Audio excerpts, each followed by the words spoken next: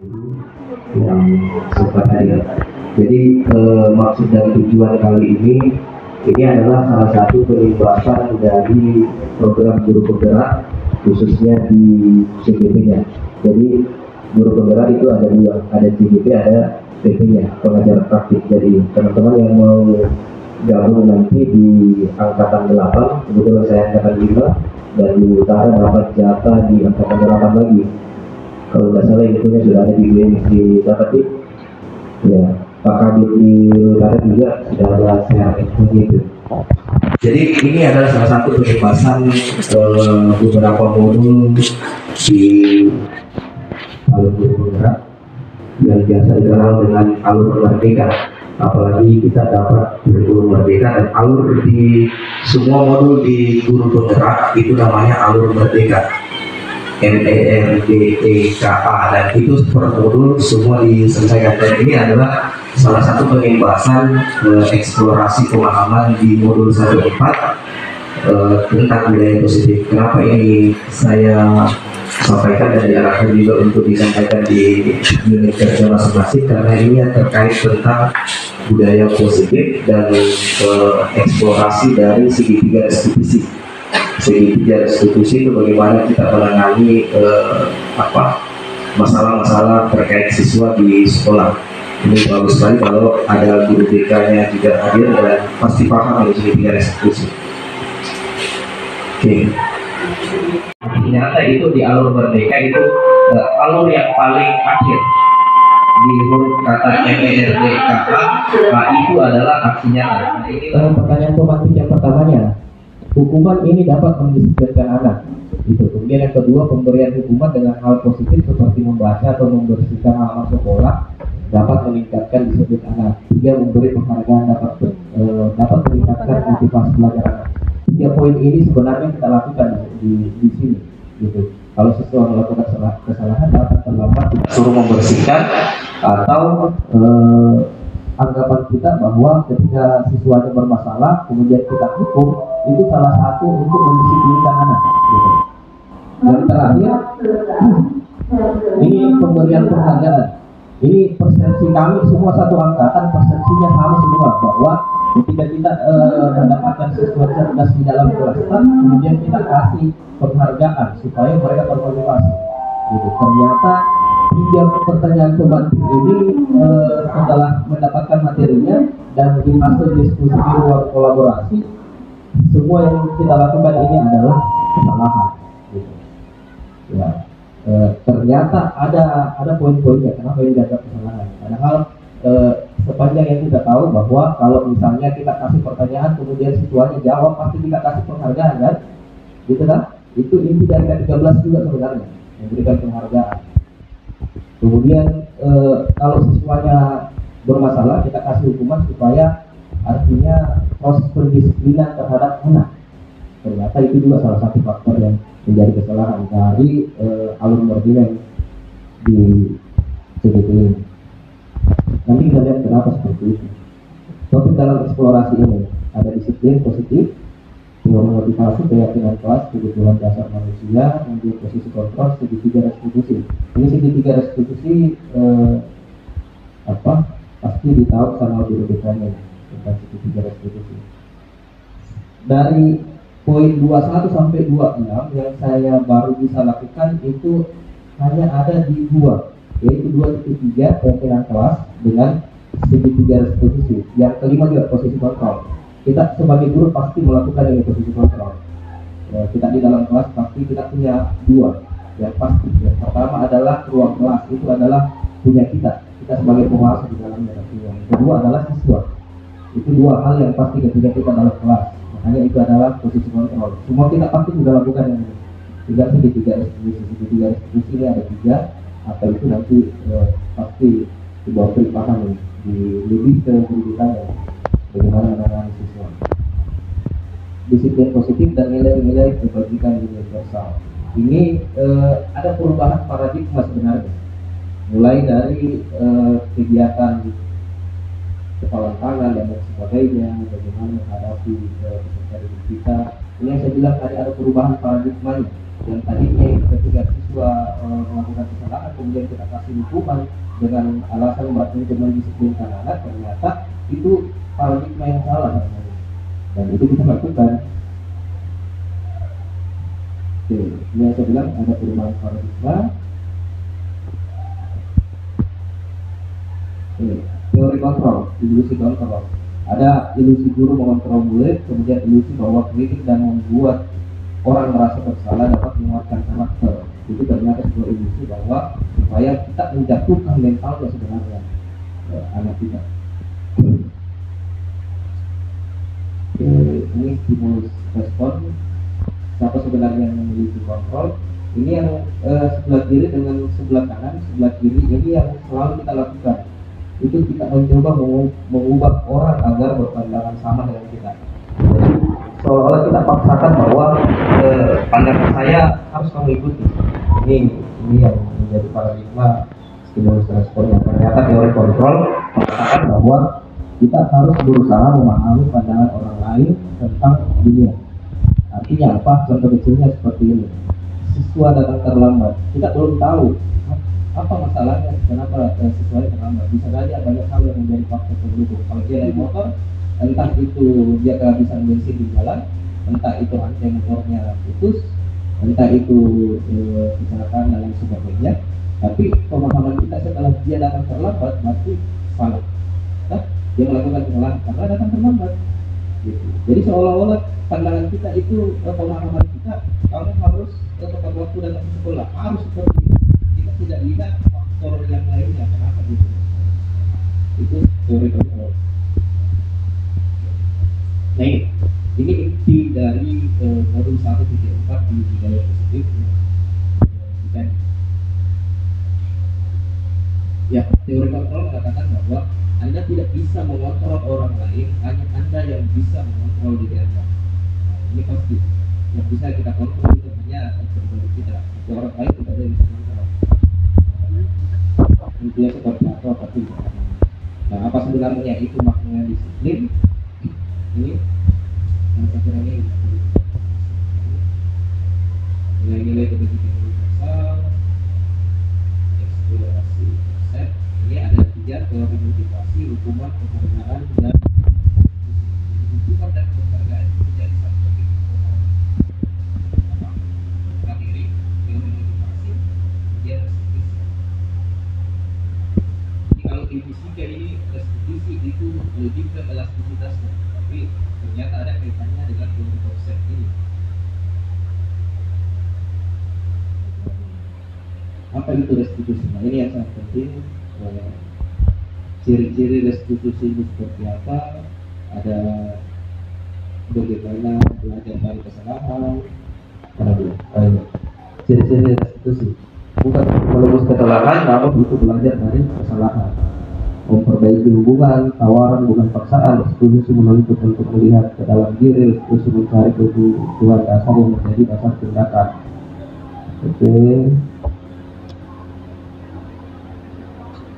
Nah, ini pimpinan kelas. Ini baru saya terapkan setelah saya ikuti program CGM. Jadi di awal pembelajaran, sebelum saya masuk dalam kelas, awal-awal sekali sebelum masuk materi. Nah, biasa kalau kita di awal pertemuan, awal semester, perkenalan dulu nih. Biasanya. Setelah perkenalan, saya awali dengan pimpinan kelas ini. Efeknya sangat besar setelah saya lewati. Keyakinan kelas itu adalah kesepakatan yang kita buat antara guru dan siswa. Intinya apa? Intinya bagaimana supaya pembelajaran itu nyaman.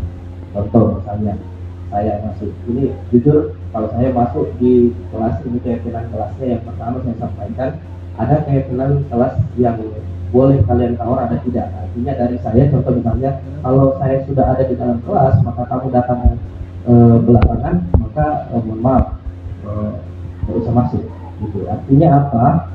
Anak-anak akan termotivasi supaya bukan kita lagi yang menunggu untuk mereka masuk dalam kelas, tetapi peserta didik merasa siap, sudah ada di dalam kelas, kemudian siap menerima pelajaran, kemudian kita masuk. Itu satu. Kemudian yang kedua, bagaimana keyakinan kelas ini dibangun supaya rasa nyaman belajar di dalam kelas itu ada dari pihak siswa juga. Jadi mungkin selama ini kalau saya masuk di kelas itu siswanya agak tegang sedikit gitu, karena mereka paham bagaimana kalau masuk kemudian ada yang kesalahannya, saya biasa agak marah, ternyata itu kesalahan.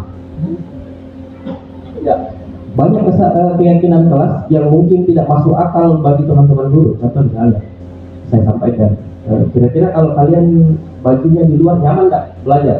Dia bilang, ya saya seperti itu Pak, nyaman. Kalau sepertinya bukan saja bajunya, harusnya keluar, tapi sepanjang dalam ruangan itu. Gitu. Jadi kembali saya bilang bahwa ketika guru ada dalam kelas, dua hal yang pasti yang dimiliki, yaitu satu ruangan, yang kedua adalah muridnya, siswanya. Jadi kalau siswanya nyaman di luar bajunya, saya suruh buka saja, tidak ada masalah. Kemudian kalau misalnya ada airnya, kemudian haus, pada saat pembelajaran, saat saya ngajar, kemudian haus mau minum, silakan minum. Gitu. Nggak boleh Pak, boleh itu, daripada kamu keluar pergi kantin izin lagi perjalanan lagi ke sana, mending kamu ambil bawa airmu kemudian bawa dalam kelas, kalau haus silakan minum. Ada beberapa hal lagi yang mungkin bisa jadi teman-teman tidak setuju dengan saya, tapi itulah yang disebut dengan keyakinan kelas, bagaimana supaya proses pembelajaran itu tidak nyaman ada di pihak gurunya saja, tetapi siswa juga merasa merdeka. Saya bisa mengikuti pembelajaran dengan rasa nyaman dan tidak ada rasa takut gitu. Jadi efeknya keyakinan kelas pada saat mereka sudah kita sepakat bahwa kalau misalnya belajar tidak boleh miring-miring, kan biasa ada siswa tidak dapat di kelas seperti itu. Harusnya ke depan duduknya ternyata nyandar di tembok seperti itu kan gampang sekali. Jadi sengaja saya tidak munculkan di keyakinan kelas itu, saya tidak memancing siswa untuk sebut bahwa kalau misalnya boleh tidak belajar Pak, saya sandar-sandar di tembok. Jadi saya tidak buka peluang untuk siswa bilang seperti itu. Nah, setelah kasih keyakinan kelas disepakati, maka semua yang di luar keyakinan kelas itu menjadi sebuah pelanggaran. Jadi pada saat saya mengajar, kemudian ada yang sudah nyender-nyender, saya tinggal singgung-singgung saja sedikit. Jadi bukan berarti mau dimarahi, singgung saja. Ada nggak di keyakinan kelas kita bahwa kalau kita belajar boleh sandar di dinding? Tidak ada Pak. Nah, nyadar diri sendiri, balik lagi. Gitu. Tapi karena yang namanya membangun dari awal ya capek juga baru dibilang seperti itu, aneh lagi gitu. Jadi, tapi bagaimana membiasakan itu nanti pasti akan terbiasa, dan efeknya saya rasakan kalau saya masuk kelas, mereka sudah tidak takut lagi, tapi merasa nyaman belajar, dan di luar keyakinan kelas mereka sudah hafal. Oke, ini budaya positif. Ini budaya positif ada 3. Lingkungan positif, keyakinan kelas, dan peraturan kelas. Keyakinan kelas dan peraturan kelas ini mirip-mirip 11-12 sih. Tapi di peraturan kelas ini lebih dimasukkan unsur tata tertib. Jadi selain ada unsur secara umum kita dengan siswanya, ada juga unsur mengikatnya. Mengikatnya itu adalah tata tertib. Nah, sedangkan lingkungan positif artinya lingkungan sekolahnya kita. Kalau misalnya kita di sekolah, ini juga sangat berpengaruh. Kalau misalnya kita bisa kontrol satu kelas, belum tentu kita bisa kontrol itu satu sekolah. Kenapa? Karena bisa jadi kalau kita mengajar, contoh saya hanya ngajar di IPA, saya tidak bisa kontrol kelas IPS lagi, karena kelas IPS tidak lagi guru dari situ. Jadi lingkungan itu yang tidak bisa kita padu-padankan, kecuali teman-teman guru yang ngajar IPA IPS itu kayak matematika, ngajar IPS. Oke, ini kesepakatan kelas tadi. Kami guru dan murid yang saling menyayangi. Kami murid yang semangat belajar dan murid yang peduli dengan teman-teman. Ini 3 pokok bahasanya. Intinya itu kesepakatan antara guru dan siswa saja. Oke. Ini materinya biasa kalau VCon itu sampai 3-4 jam. Bisa singkat saja. Peraturan keyakinan kelas ini ada yang kita buat, peraturan di sebelah kiri, keyakinan kelas ada di sebelah kanan. Jadi Ini konsepnya sebenarnya, tapi saya tidak buat seperti ini. Jadi peraturan yang di sebelah kiri itu adalah yang mengikat tata tertib, yang sebelah kanan adalah keyakinan kelas yang kita buat. Artinya aturan tambahan kita diceritakan. Ini contoh peraturan dan keyakinan kelas. Selalu kembalikan buku ke tempatnya. Jadi ada yang mengikat, ada yang tambahan dari kita sendiri. Jadi yang disebut keyakinan itu, keyakinan kelasnya adalah tanggung jawab, menghormati orang lain, menghormati orang lain, berkomitmen dan lain sebagainya.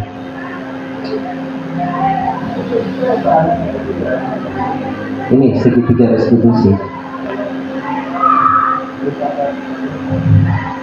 Segitiga restitusi ada 3 intinya, yaitu adalah validitas kebutuhan, kemudian menanyakan keyakinan, kemudian menstabilkan identitas. 3 poin ini yang disebut dengan segitiga restitusi. Saya praktekkan di kelas berapa dulu Bu Nafi yang saya pinjam kelas tadi itu? 11 IPA 2 di IPA 1 dulu di saya ke IPA 2. Ya, ini pernah saya praktekkan 1 kali dalam bentuk video dokumenter, yang mana ada siswa sementara saya mengajar, kemudian ada siswa terlambat. Jadi biasa kalau ada siswa terlambat itu ada beberapa guru itu yang tidak kasih masuk lagi di dalam kelas. Gitu kan? Ada yang biasa seperti itu. Terlambat siswanya karena dia terlambat, jangan masuk dulu. Itu pernah saya lakukan. Nah, segitiga restitusi ada di pertanyaan pemantik tadi itu. Ada 3 pertanyaan pemantik. Segitiga restitusi tidak seperti itu. Jadi bagaimana kita validitas kebutuhan siswanya itu, kemudian menanyakan keyakinan dan menstabilkan identitas.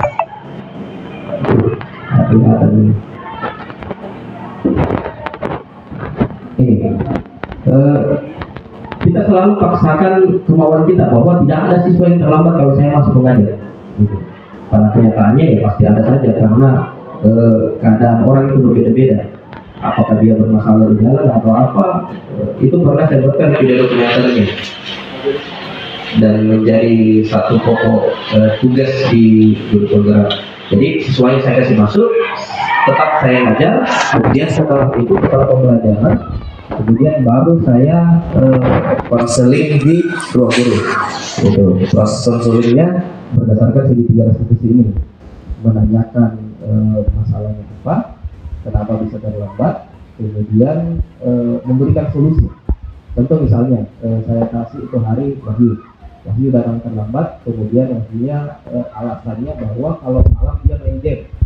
Jadi masalahnya sudah kita tahu, maka setelah kita tahu masalahnya kita kasih solusi, bukan hukuman.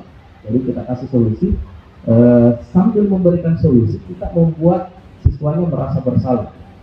Ya, ternyata kita buat juga merasa bersalah, ternyata bermain game sampai larut malam itu tidak bagus. Jadi dari proses itu dia juga merasa bersalah, akhirnya solusinya adalah main game silakan, tapi jangan sampai larut malam. Akhirnya besok karena begadang pasti datang terlambat. Nah, setelah itu pasti dia merasa bersalah dari aktivitas yang dia lakukan, akhirnya ada perubahan. Itu harapannya. Itu proses segitiga restitusi. Banyak hal dari segitiga restitusi yang tidak bisa bahas sebenarnya karena waktu yang agak kurang. Jadi oke. Refleksi ini hal baru apa yang dulu dapat saya. Teman-teman, kalau misalnya ada mau ditanyakan, tidak apa-apa. Kalau misalnya bisa saya jawab terkait guru penggerak ini. Ini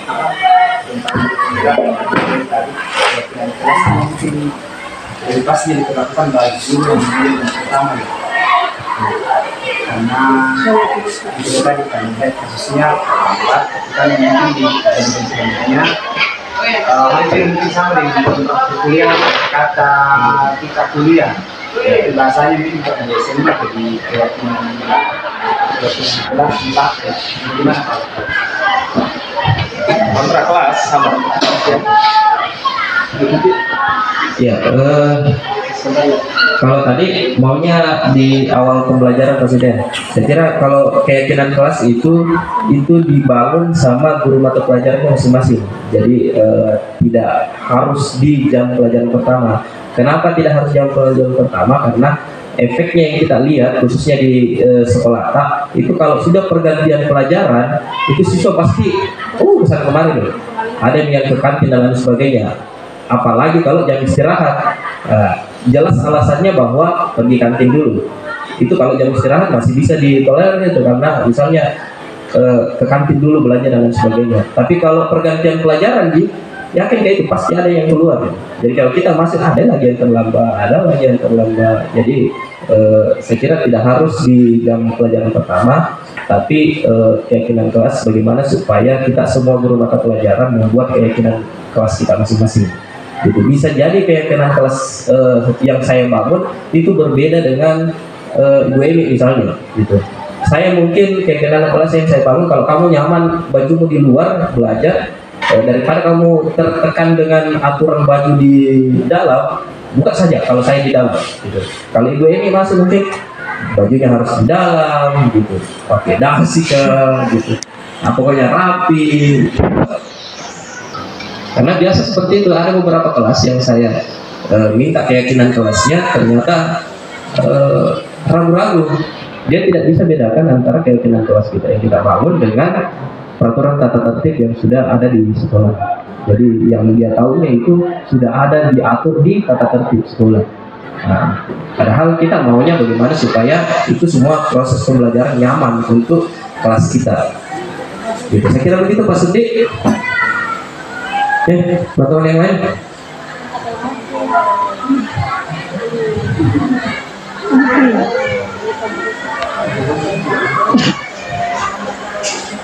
Oke ya. Oke, kami tunggu di angkatan 8. Ya, oke, saya kira cukup. Terima kasih untuk kesempatan dan waktu yang diberikan kepada saya, Bapak Pimpinan, teman-teman guru, dan mudah-mudahan apa yang disampaikan ini bermanfaat. Dan mohon maaf kalau misalnya ada salah dan kata yang tidak berkenan. Terima kasih.